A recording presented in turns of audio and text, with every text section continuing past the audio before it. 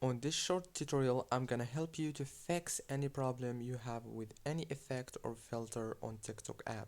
So all what you wanna do is open the settings on your phone and then go to the apps manager. When you open the apps manager, now you have to go to the search bar here, search for TikTok and click on it. Now this is the app informations page. Click on notifications management and then make sure that all those options here are enabled like this. As you can see, enabled, everything is enabled. Go back, click on the storage, click on clear cache, go back again, click on the power usage details and then click down here on force stop.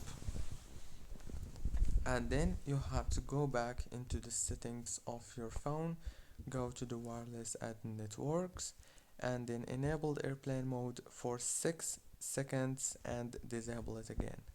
And the last thing you want to do is make sure to update your TikTok. And if the problem is not solved yet, then you have to remove TikTok from your phone and re-download it. Don't forget to like, subscribe.